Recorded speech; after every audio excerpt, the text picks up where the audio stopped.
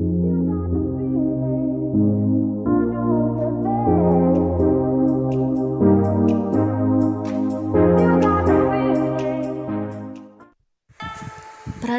Cina sebelum masa keislaman.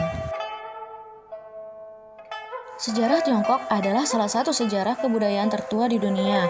Dari penemuan arkeologi dan antropologi, daerah Tiongkok telah didiami oleh manusia purba sejak 1,7 juta tahun yang lalu. Peradaban Tiongkok berawal dari berbagai negara kota di sepanjang lembah Sungai Kuning pada zaman Neolitikum.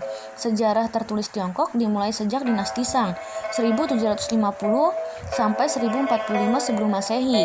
Cangkang kura-kura dengan aksara Tionghoa kuno yang berasal dari dinasti Shang memiliki penanggalan radiokarbon hingga 1500 sebelum Masehi. Budaya, sastra, dan filsafat Tiongkok berkembang pada zaman dinasti Zhou, 1066 sampai 221 sebelum Masehi, yang melanjutkan dinasti Shang. Dinasti ini merupakan dinasti yang paling lama berkuasa. Pada zaman dinasti inilah aksara Tionghoa modern mulai berkembang. Dinasti Zhou terpecah menjadi beberapa negara kota yang menciptakan periode negara perang. Pada tahun 221 sebelum Masehi, Qin Shi Huang menyatukan berbagai kerajaan ini dan mendirikan kekaisaran pertama Tiongkok. Pergantian dinasti dalam sejarah Tiongkok telah mengembangkan suatu sistem birokrasi yang memungkinkan kaisaran Tiongkok memiliki kendali langsung terhadap wilayah yang luas. Pandangan konvensional terhadap sejarah Tiongkok adalah bahwa Tiongkok merupakan suatu negara yang mengalami pergantian antara periode persatuan dan perpecahan politis yang kadang-kadang dikuasai oleh suku bangsa asing non-Han, yang sebagian besar terasimilasi ke dalam populasi suku Han. Pengaruh budaya dan politik dari berbagai wilayah di Asia yang dibawa oleh gelombang imigrasi, ekspansi, dan asimilasi yang bergantian menyatu untuk membentuk budaya Tiongkok modern. Suku Tibet pertama diketahui menetap di sepanjang bagian tengah dari Sungai Yarlung hingga Sungai Zangbo di Tibet. Bukti dari budaya zaman tua ditemukan di Nyalam, Naku, Nyingchi, dan Kamdo. Menurut dokumen sejarah kuno, suku paling awal terbentuk dinamakan Bos di daerah Sanan. Pada abad ke-6, para kepala suku Yarlung di daerah ini menjadi pemimpin suku setempat dan menyatakan dirinya sebagai Zambo atau raja. Pada awal abad ke-7, Raja Zongzan Gambo mulai menguasai seluruh Tibet dan mendirikan ibu kota Losha. Beliau mendirikan administratif daerah, menciptakan skrip Tibet, membuat undang-undang, dan mulai mengenal dan merumuskan ukuran dan berat. Membangun kerajaan Bo atau disebut Tubo dalam dokumen Cina kuno. Kekayaan alam Cina yang begitu melimpah menyebabkan kemajuan kebudayaan yang cepat dan beragam. Mengalirnya sungai Huanghe dan sungai Yangtze merupakan sumber kehidupan bangsa Cina dengan cara bercocok tanam dan berternak. Tentangan cara hidup bertani mendorong bangsa Cina membuat perkakas pertanian dari bahan logam, apalagi ditunjang dengan wilayah Cina Selatan yang kaya akan barang tambang seperti besi, timah, emas, dan tembaga. Selain menjadi perkakas pertanian, logam pun diolah menjadi perabot rumah tangga seperti periuk, tombak, pisau, dan lain-lain. Cepatnya kemajuan bangsa Cina di bidang teknologi pertanian mendorong terbentuknya kerajaan dinasti yang pertama adalah dinasti Xia. Kekaisaran Cina sebelum masa keislaman. Yang pertama ada dinasti Xia, tahun 2100 sebelum Masehi sampai 1600 sebelum Masehi.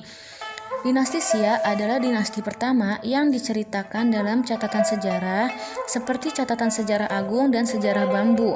Dinasti ini didirikan oleh Yu Yang Agung. Sebagian besar arkeologi sekarang menghubungkan dinasti Xia dengan hasil-hasil ekskavasi di Erlitau, Provinsi Henan, yang berupa temuan perunggu leburan dari sekitar tahun 2000 sebelum Masehi.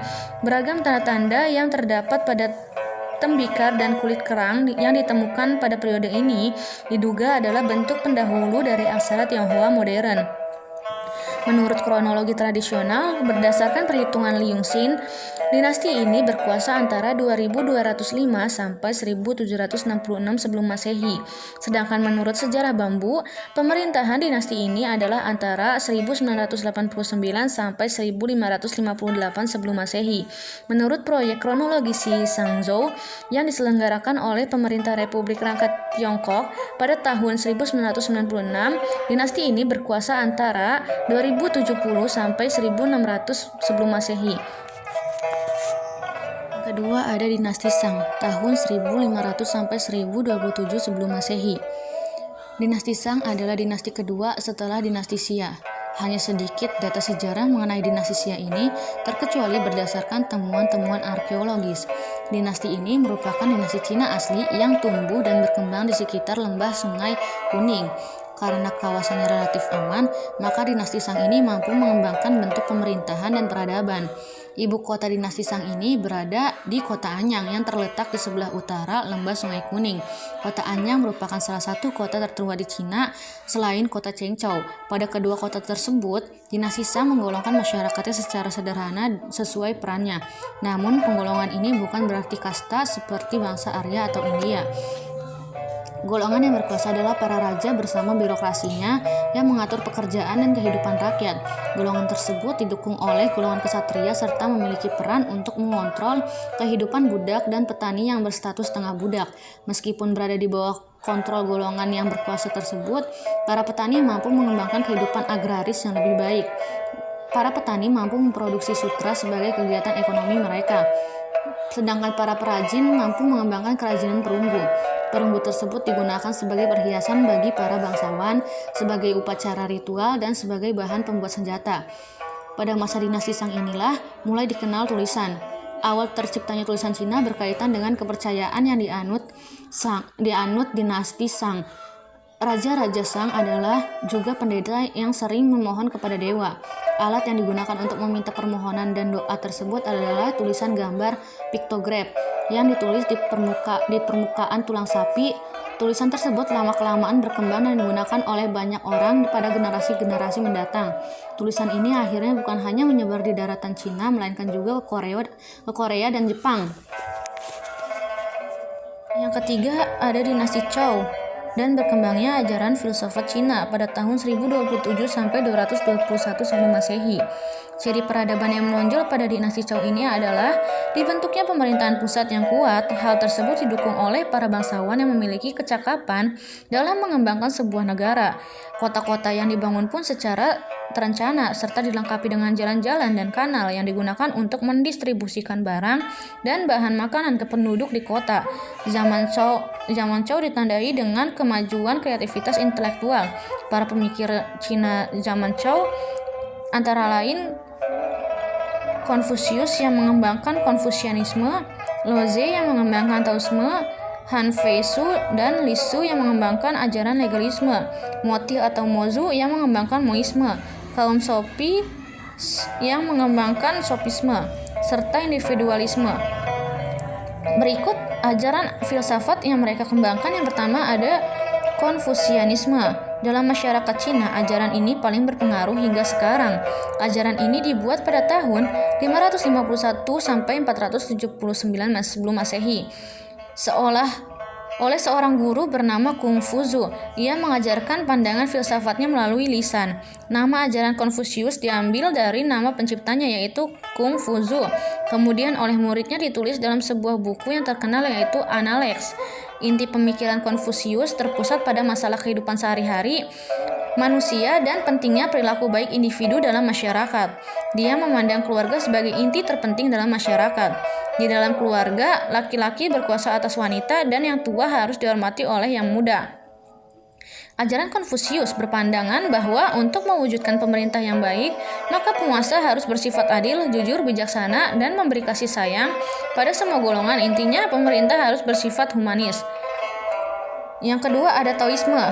Ajaran ini berkembang pada abad ke-6 sebelum Masehi.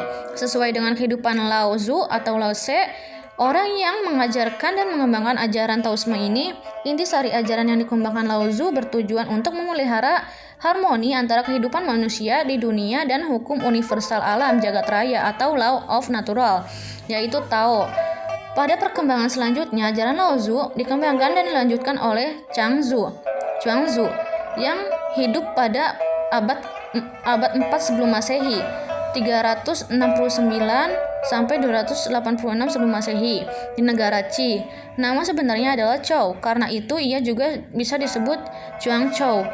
Berbeda dengan ajaran Konfusianisme yang mencapai tujuan dengan cara-cara ilmiah, yaitu menyelidiki keadaan masyarakat dan memperhatikan keadaan manusia. Sedangkan dalam Taoisme ini untuk mendekati tujuan perjuangannya secara langsung melalui ketajaman intuisi, maka cara yang digunakan adalah mengembangkan kepekaan perasaan atau sensitivitas dan emosi. Maka dari itu, Konfusius dianggap sebagai orang rasionalis, sedangkan Laozi sebagai orang mistikus. Dalam Taoisme ini, pemikiran utamanya dipusatkan pada hubungan antar manusia dan penciptanya. Yang ketiga ada Moisme. Ajaran ini muncul setelah Konfusius meninggal. Ajaran ini diperkenalkan oleh seorang ahli pikir bernama Moti atau Mozu, maka ajaran ini disebut Moisme. Ia hidup kira-kira pada tahun 479 sampai 381 sebelum Masehi. Moti atau Mozu ini berasal dari negara Lu, namun keterangan tentang hidupnya tidak dapat diketahui dengan pasti. Keterangan tentang ajarannya hanya diperoleh melalui bukunya yang terkenal dengan judul Mozu. Dalam ajarannya itu, ia mempunyai pandangan yang sangat revolusioner, terutama mengenai susunan masyarakat. Ia juga menentang perbedaan yang tajam dalam kehidupan bermasyarakat seperti yang terdapat dalam susunan masyarakat feodal. Atas dasar itu, dapat dikatakan bahwa ajaran Moisme yang revolusioner sangat kontradiktif dengan ajaran Konfusius yang konservatif. Mozu menganjurkan kesederhanaan dan kesahajaan hidup seperti para pertapa. Moisme menolak segala macam kesenangan yang mewah, hedonistis. Berbeda dengan Konfusianisme, ajaran Mozu mempunyai susunan dan sistematis, ajaran yang sangat logis rasional semacam ilmu logika. Yang keempat ada Sofisme. Mozu atau Moti telah memberikan sumbangan pemikiran filsafat yang sofistik terhadap sejarah dan peradaban Cina. Kontribusi pemikiran tersebut berupa sistematika logika yang disusun dalam bentuk cara berdiskusi yang sangat teratur.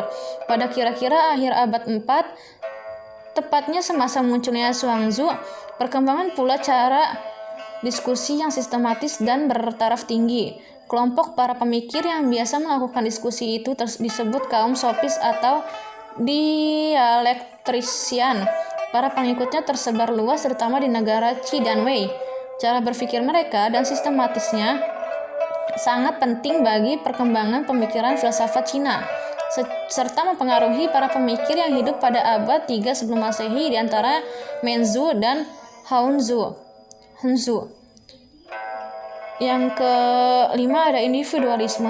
Selain para pemikir dan cendekiawan yang terus berusaha meneliti dan mencari jalan bagi upaya penyelamatan kehidupan masyarakat, ternyata ada juga tokoh pemikir yang bersikap individualistis dan egoistis. Seorang individualistis yang sangat ekstrim antara lain Yang Cu. Ia hidup pada abad 4 sebelum Masehi. Ajaran-ajarannya hanya dapat diketahui dari pemberitaan lawan-lawannya. Ia adalah seorang pemikir yang pesimistis dan cenderung tertarik pada paham sinisme. Ia sangat egosentris dan sama sekali tidak menghiraukan segala macam kegiatan orang lain. Yang keempat ada dinasti Qin pada tahun 221 sebelum Masehi sampai 206 sebelum Masehi. Dinasti Qin berhasil menyatukan Tiongkok yang terpecah menjadi beberapa kerajaan pada periode negara perang melalui serangkaian penakluk terhadap kerajaan-kerajaan lain. Dengan penaklukan terakhir adalah terhadap kerajaan Qi pada sekitar tahun 221 sebelum Masehi. Qin Shi Huang dinobatkan menjadi kaisar pertama Tiongkok bersatu pada tahun tersebut. Dinasti ini terkenal mengawali pembangunan tembok besar Tiongkok yang belakangan diselesaikan oleh dinasti Ming, serta peninggalan terakota di makam Qin Shi Huang.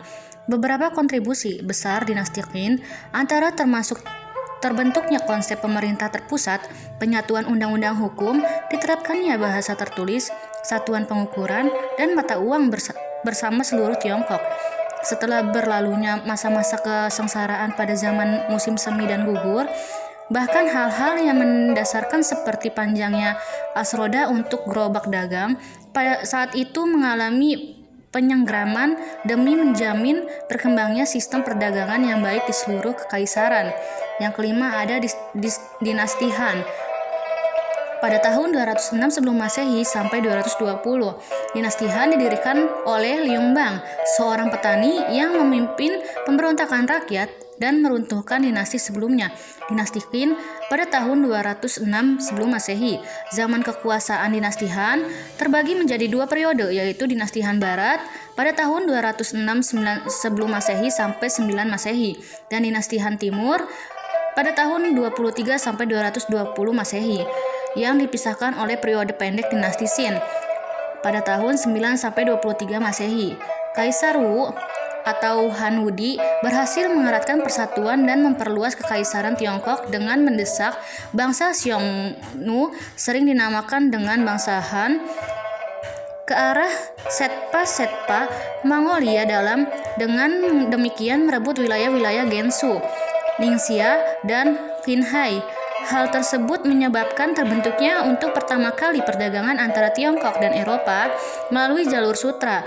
Jenderal Ban Chao dan dinasti Han bahkan memperluas penaklukan melintasi pegunungan Pamir sampai ke Laut Kaspia. Kedutaan pertama dari Kekaisaran Romawi tercatat pada sumber-sumber Tiongkok pertama kali dibuka melalui jalur laut pada tahun 166 dan yang kedua pada tahun 284. Yang keenam, zaman tiga negara pada tahun 220 sampai 280. Zaman tiga negara Wei, Wu, dan Su adalah suatu periode perpecahan Tiongkok yang berlangsung setelah hilangnya kekuasaan de facto dinasti Han. Secara umum periode ini dianggap berlangsung sejak pendirian Wei 220 hingga penaklukan Wu oleh dinasti Jun pada tahun 280. Walau banyak sejarawan Tiongkok yang menganggap bahwa periode ini berlangsung sejak pemberontakan Serba Kuning pada tahun 184, zaman ini adalah salah satu era yang paling terkenal dalam sejarah Tiongkok, disebabkan karena popularitas roman sejarah kisah tiga negara Samkok yang telah diadaptasi dalam berbagai format oleh berbagai negara. Yang ketujuh ada dinasti Jin dan 16 negara pada tahun 280 sampai 420. Tiongkok berhasil dipersatukan untuk sementara waktu pada tahun 280 oleh dinasti Jin. Meskipun demikian, kelompok etnis di luar suku Han, Wuhu, masih menguasai sebagian besar wilayah pada awal abad keempat dan menyebabkan migrasi besar-besaran suku Han ke selatan Sungai Yangtze. Bagian utara Tiongkok terpecah menjadi negara-negara kecil yang membentuk satu era turbulen yang dikenal dengan zaman 16 negara pada tahun 304 sampai 469. Yang kedelapan ada dinasti utara dan selatan pada tahun 420 sampai 589. Menyusul keruntuhan dinasti Jin Timur pada tahun 420, Tiongkok memasuki era dinasti utara dan selatan. Zaman ini merupakan masa perang saudara dan perpecahan politik, walaupun juga merupakan masa berkembangnya seni dan budaya, kemajuan teknologi, serta penyebaran agama Buddha dan Taoisme. Yang kesembilan ada dinasti Sui pada tahun 589 sampai 618. Setelah hampir 4 abad perpecahan, dinasti Sui berhasil mempersatukan kembali Tiongkok pada tahun 589 dengan penaklukan Yangjian. Pendiri dinasti Sui terhadap dinasti Chen di selatan. Periode kekuasaan dinasti ini antara lain ditandai dengan pembangunan terusan besar Tiongkok dan pembentukan banyak lembaga pemerintah yang nantinya akan diadopsi oleh dinasti Tang. Selanjutnya, peradaban India sebelum masa keislaman. Nama India itu merupakan nama baru yang disebut dalam ejaan orang barat. Aslinya adalah Hind, terambil dari nama sungai Sindhu, salah satu sungai besar yang ada di India. Dari kata tersebut kemudian menjadi Hindustan. Nama India juga berasal dari kata Sind, diambil dari nama penguasa dahulu di India, yaitu anak dari Nabi Nuh, yang menguasai lebih besar dibanding dengan saudara yang lain, yaitu Hind dan Bang. Kata Sind sama artinya dengan Bharata. Beratus tahun sebelum Nabi Isa lahir, India telah menempati kedudukan yang tinggi dalam tamadun dunia, terutama dalam soal-soal keagamaan dan metafisika. Dari sanalah timbullah agama Brahmana yang terkenal. Dari sana pula timbul Buddha Gautama. Bahkan telah diselidiki bekas tamadun dari 5.000 tahun yang lalu dengan penggalian sisa-sisa negeri yang bernama Mohenjo-daro dan Harappa. Dari bekas-bekas runtuhan kota lama itu telah didapati orang dengan kepandaian penduduknya dalam seni bangunan, sudah mengenal tulisan, serta sudah mengenal mata uang. Nah, adapun kondisi umum India sebelum masuknya Islam, sekitar tahun 6.000 sampai 5.000 sebelum Masehi, bangsa Dravida datang ke India dari Asia Barat dengan kepercayaan terhadap adanya Tuhan secara abstrak. Mereka ini dianggap sebagai penduduk pribumi asli India yang ditunjukkan dengan adanya kebudayaan Mohenjo-daro tersebut sebagai milik dari bangsa Dravida. Kemudian pada abad 6 sebelum Masehi, bangsa Arya dan Persia datang menguasai Punjab dan Banaras atau India Utara dengan membawa kepercayaan adanya Tuhan secara nyata. Dasar kepercayaan bangsa Arya adalah syirik. Akhirnya bangsa Arya yang lebih kuat memaksa bangsa Dravida untuk menganut kepercayaannya. Kemudian kepercayaannya itu berkembang menjadi agama Brahmana Hindu yang melahirkan kasta-kasta. Pada tahun 599 sebelum Masehi, lahir Mahavir yang melopori lahirnya agama lain. Dasar agama ini adalah pertapaan dan meninggalkan kemewahan. Mereka tidak memiliki kitab suci. Satu-satunya sumber keagamaan adalah Mahavir. Ajaran pokok agama Jain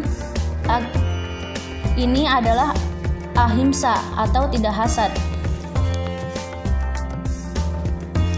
Agama sejati berlaku bagi semua makhluk dan lama-kelamaan ajaran ini melebur dalam agama Hindu.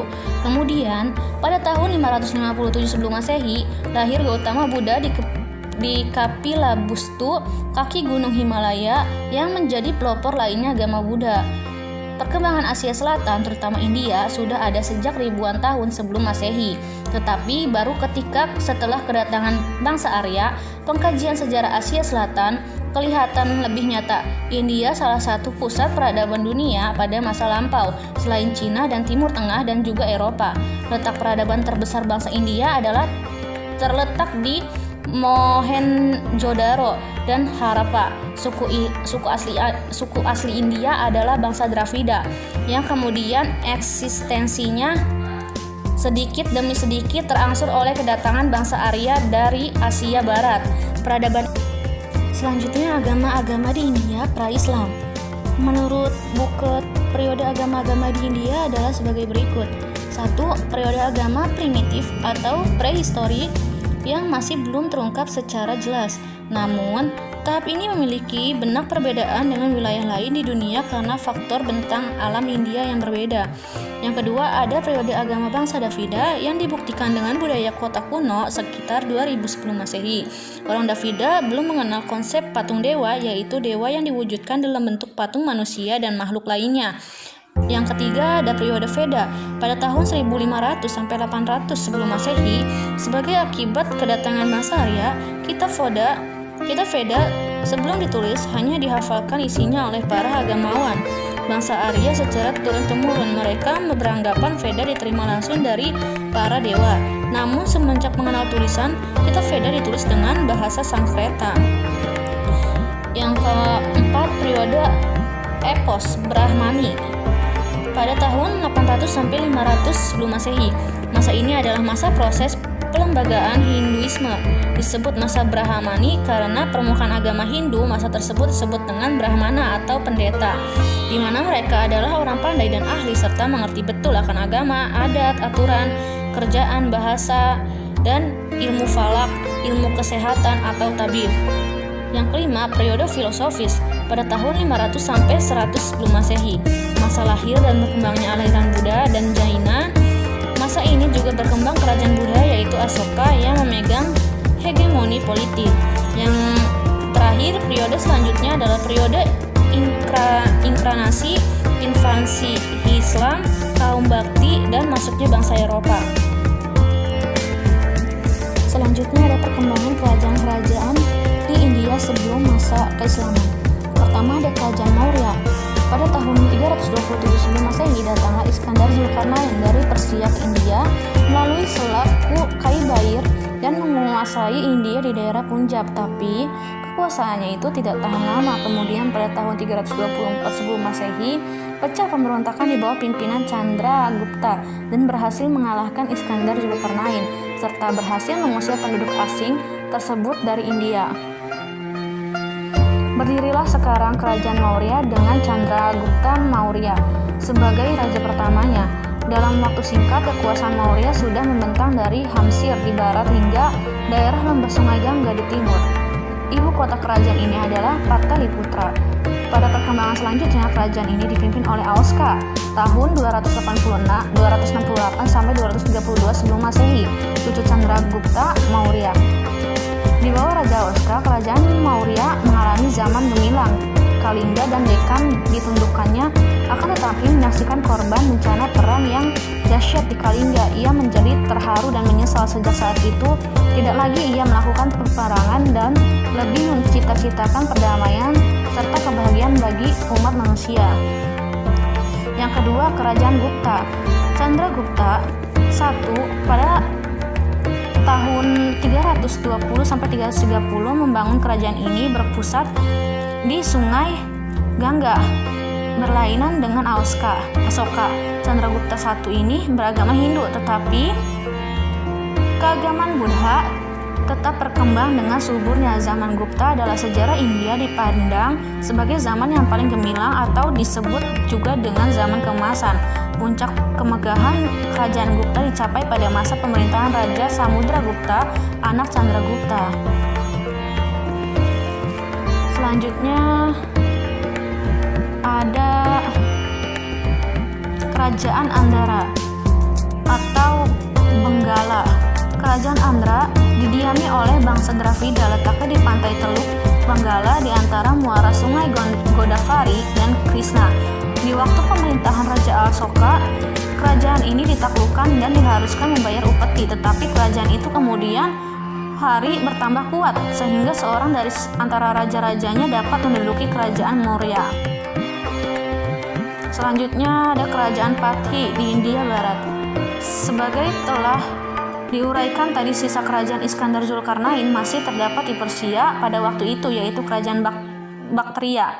Penduduknya kebanyakan orang penggembara yang suka berpindah-pindah tempat untuk mengembalakan ternaknya. Bangsa itu selalu hendak memasuki India, lebih-lebih setelah mereka itu didesak oleh bangsa lain yang datang dari sebelah utara.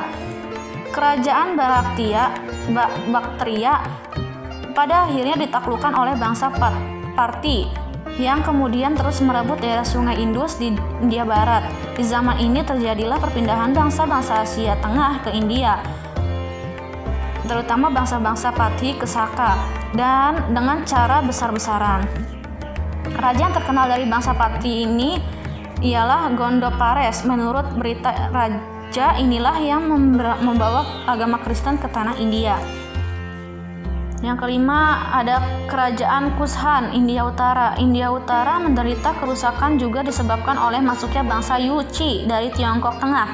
Bangsa ini amat perkasa sehingga mereka melakukan daerah-daerah Turkestan sekarang dan mengusir bangsa-bangsa Seka dari tempat diamnya di sekitar Laut Kasipa. Mereka itu mendirikan suatu kerajaan yang kuat di sebelah utara India.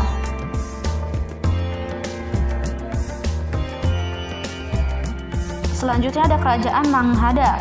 Pada masa kerajaan Maghada terdapat beberapa dinasti yang bergiliran memegang tampuk kepemimpinan di India atau Maghada. Yang pertama ada dinasti Susunga. Dinasti Susunga merupakan dinasti pertama yang memegang tampuk kepemimpinan di kerajaan Maghada. Dinasti ini setidaknya pernah dipimpin oleh 9 raja, yaitu Sai Sunaga, Kakavana, Sehamadharma, Semajid, Bimbisara,